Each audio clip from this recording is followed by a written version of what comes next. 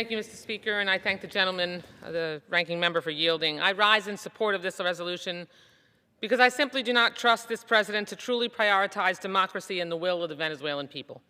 I represent one of the largest Venezuelan communities in the country. Many of my constituents fled brutal repression under Chavez and Maduro. Most of them were glad to see Maduro captured and face justice, and so was I.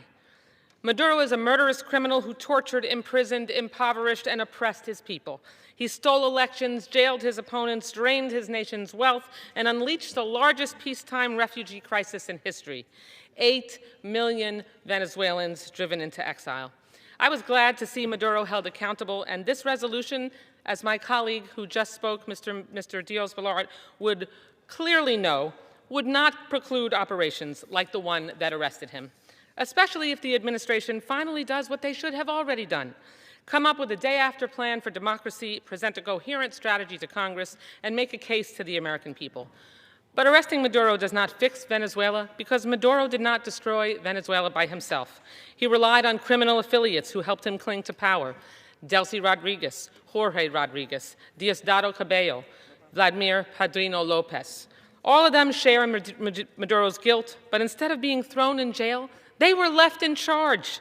The machinery of repression was left in place, and the democratic hopes of Venezuelans are being left behind. My constituents who celebrated Maduro's capture are horrified to see President Trump normalize relations with the same regime that forced them to flee. This president must not make the U.S. complicit in the brutal repression of Venezuelans, which continues today. Yet Trump continues to jeopardize the lives of lawful Venezuelan immigrants by forcing them back into this chaos after he terminated their TPS. Trump has lavished praise on Maduro's hand-picked replacement, Delcy Rodriguez, who ran the regime's torture dungeons. Meanwhile, he's dismissed and demeaned Venezuela's democratic leaders like Maria Corina Machado and President-elect Edmundo Gonzalez. In fact, President Trump hasn't said one word about seeking democracy or human rights in Venezuela. If Congress backs military action, then democracy, stability, and safety for Venezuelans should be the objective.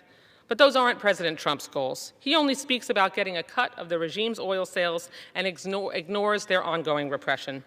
I have no illusions about the dangers this regime poses.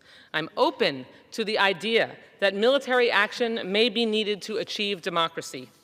And if Trump truly cared about Venezuelan democracy, he has tools at his disposal. He has broad authority to defend our national security interests. He could employ covert action, enforce vigorous sanctions, support civil society groups on democracy's front lines, and take action, as he does, against cartels and narco-terrorists. And he could use his, quote, tremendous leverage to push for elections and human rights, because this resolution doesn't block any of that. Instead, Trump is just seeking profits for the same big oil companies who've propped up Maduro for years. He moved on his own with no plan for democracy, and he swapped out one dictator for another and declared mission accomplished. My vote today isn't about the means that this president used to capture Maduro. Presidents should use the power they have to be tough on dictators who abuse their own people. But given his utter disdain for democracy and his callous disregard for the chaos and violence to which law-abiding Venezuelans are being deported, I simply cannot give this president a blank check to put troops on the ground.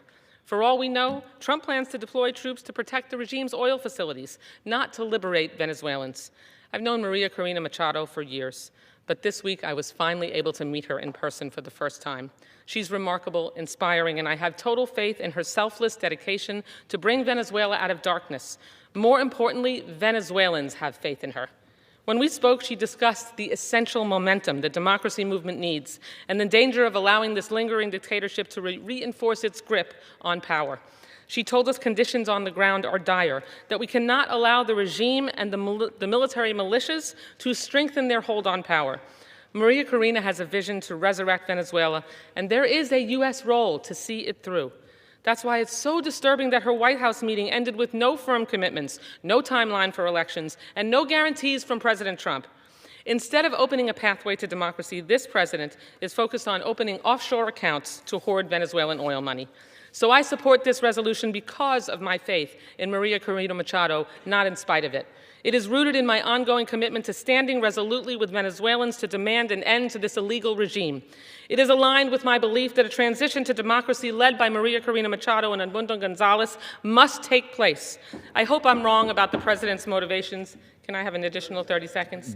I hope I'm wrong about the President's motivations, and he brings Congress a real strategy to transition Venezuela to democracy.